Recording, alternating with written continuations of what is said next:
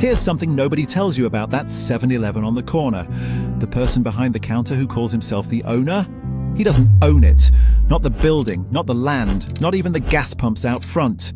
He paid up to $1.5 million to stand there, and every single week, a company in Tokyo takes half the profit before he pays a single bill. So why would anyone sign up for that? Because the gas out front is bait, the Slurpee inside is a goldmine, and the whole thing is a machine engineered to make money off you, and off the man who thinks he owns it. This is the business that figured out how to sell you a job, call it ownership, and charge you for the privilege. Let's break down what it actually costs, where the money really comes from, and why the most successful convenience store on earth makes its franchisees do all the work. By the end, you'll never look at one the same way. First, the price of admission. And this is where the myth starts to crack. To open a single 7-Eleven, the total upfront investment runs anywhere from about $142,000 to over $1.6 million. And the franchise fee alone can run from almost nothing to well over $1 million, depending on how much money the location already makes. That's an enormous range, and the reason it's so wide is the first clue about how this business really works. You're not buying real estate. In the classic 7-Eleven model, the corporation already owns or leases the land, puts up the building, installs the coffee machines, the fuel pumps, the freezers, the shelving, all of it. What you're actually paying for is the right to walk in and operate it under their name, using their system, their supply chain, and their brand. So that $142,000 isn't a down payment on a building you'll own one day. It's a franchise fee, plus your opening inventory, plus the cash you need in the register on day one. When you're done, you don't have an asset on a deed. You have a license to run someone else's store. Now you might be wondering if there's a smarter way in than building a brand new store from scratch and praying the location works. There is. You can take over an existing 7-Eleven that's already running, one that already has customers, already has staff, already has years of sales on the books. No gambling on whether the spot is any good, because it already is. But here's the catch, and it's a clever one. Remember how that franchise fee swings from almost nothing to over $1 million? It's priced on how much money the store already makes. So the better the store performs, the more 7-Eleven charges you to step into it. Buy a sleepy, struggling location, and yes, it's cheap, but you've just bought someone else's headache. Buy a proven moneymaker, and corporate prices the profit right back out of your hands before you've sold a single Slurpee. Cheap store, big risk, great store, no bargain. Either way, the house sets the line, and the house never sets it in your favor. And here's the part that should make you pause. After all of that, why would anyone hand over 6 or 7 figures to operate a business they'll never own? To answer that, you have to understand where this whole thing came from. Because 7-Eleven didn't start as a store at all. It started as a block of ice. In 1927, in Dallas, Texas, a company called the Southland Ice Company sold exactly one thing: giant blocks of ice. This was before most homes had refrigerators, so people bought ice to keep their food cold. That was the entire business. Then one employee had an idea. While people were already stopping by for ice, why not sell them milk, eggs, and bread too? It worked. The ice docks quietly turned into the first convenience stores in America. They were briefly called totem stores. And then in 1946, the company renamed them something that described their one killer feature. They were open from 7 in the morning to 11 at night, hours nobody else kept. 7-Eleven. In 1966, they introduced a frozen drink called the Slurpee and stumbled into one of the highest margin products in retail history.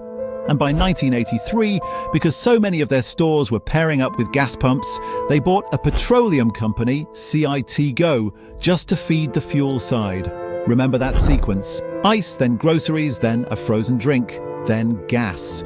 Because it reveals the real engine of this business.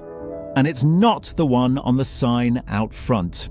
Here's the truth that almost every customer gets wrong. The gas station is not where a 7-Eleven makes its money. The gas station is the bait. A station might sell a gallon for a gross margin of around 35 cents, but credit card fees alone eat roughly 8 or 9 cents of that on every swipe. And after wholesale costs, taxes, labor, and utilities, the actual profit is often just a nickel to a dime a gallon. The price on that big sign isn't there to make you money, it's there to pull a car off the road and park a human being 20 feet from the front door. Here's the stat that proves it. Across the industry, fuel makes up about 70% of a station's revenue, but only 30% of its profit. The other 70% of the profit comes from inside. That 89-cent fountain Slurpee might contain a nickel of syrup and water, because the moment that customer walks inside, the math completely changes. A cup of coffee, a roller hot dog, a bag of chips, a pack of cigarettes, a lottery ticket. These are the products carrying the fat margins. The store can make more profit on one large Slurpee than on a full tank of gas. So the whole store is a trap by design. Cheap gas pulls you out of the car. The register sits so you walk past the drinks and the snacks. Impulse buys wait at eye level on the way to pay.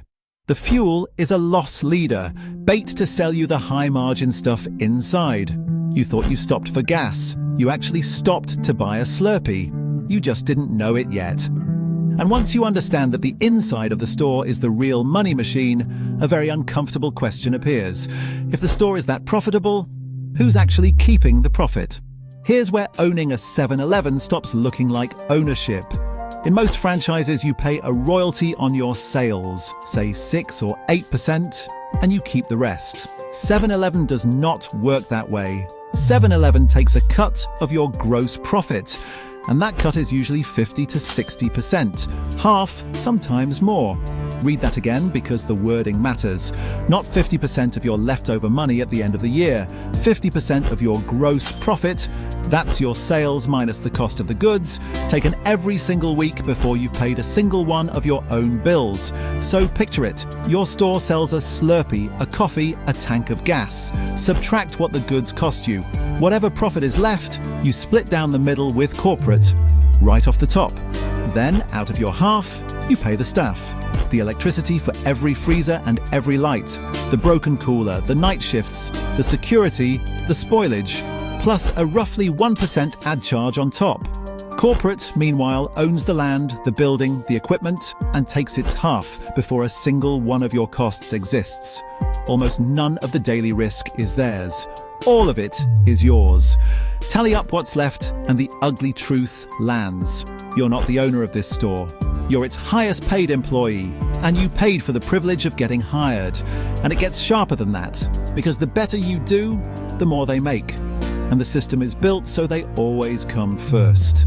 This is the part that surprises almost every first-time buyer. In a normal business, when you cut costs, work harder, and squeeze out more profit, that extra money is yours. In this model, every extra dollar of gross profit you generate gets split with corporate before you see it. You can work 80-hour weeks, fire a manager, and cover the shifts yourself, renegotiate with suppliers, and half of whatever you save flows straight to Tokyo. And because corporate owns the physical store, your leverage is close to zero. You can't take the building and switch brands. You can't move the location. If the relationship sours, the thing you sank your life savings into doesn't come with you. It stays with them.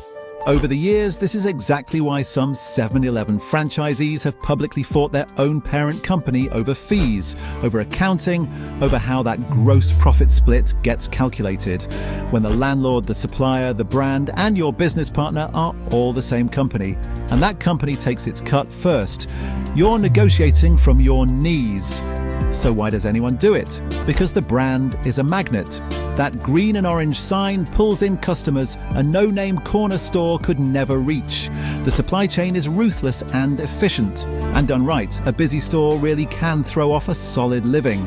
People don't buy a 7-Eleven because the terms are generous. They buy it because the foot traffic is real and the system, brutal as the split is, mostly works. But even a working system has an expiration date. And 7-Eleven is staring down two threats at once. The first threat is parked in your neighbor's driveway. It's electric. The entire convenience store model is built on that bait and hook. Cheap gas to pull a car off the road, fat margins on what you buy inside. But an electric car doesn't stop for gas. It charges at home overnight, in the garage. And every driver who plugs in at home instead of pulling into your lot is one less person walking past your Slurpee machine. The pump was always the bait, and the world is slowly unplugging the bait. The second threat is a fight over the company itself. Starting in 2024, a Canadian giant, Couche-Tard, the company behind Circle K, tried to buy 7-Eleven's parent, 7 & I Holdings, in a deal that grew to around $47 billion. It would have been one of the biggest foreign takeovers of a Japanese company in history. 7 & I fought it off, called it too low. And in July 2025, Couche-Tard finally walked away, publicly accusing the board of stalling and obfuscation. But surviving the takeover didn't end the pressure. It started a scramble.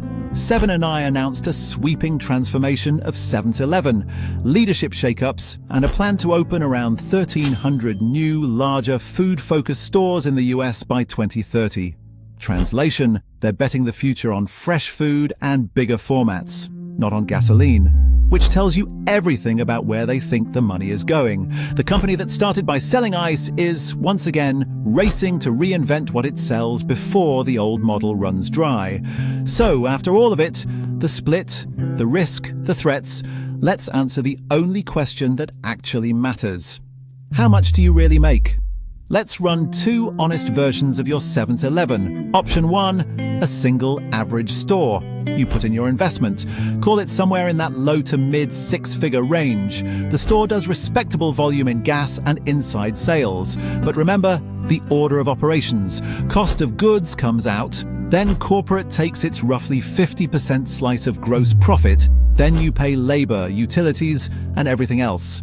After all of that, a typical single-store franchisee is often left with something in the range of $50,000 to $150,000 a year, for what is realistically a 60 to 80-hour-a-week job. It's a living, it is not passive, and it is not a fortune. You essentially bought yourself a demanding full-time job with a famous logo on it. Option 2, you scale. The real money in this business was never one store, it's a portfolio. Operators who own 5, 10, 15 locations stop being clerks and start being managers of managers. Now the split still stings, but it's spread across millions in combined sales, and the brand's foot traffic is doing the heavy lifting at every site. A multi-store operator can clear several $100,000 a year or more. The catch is that getting there means surviving the split, the hours and the risk at one store long enough to prove you can do it 10 times over. And that's the quiet genius of the whole arrangement.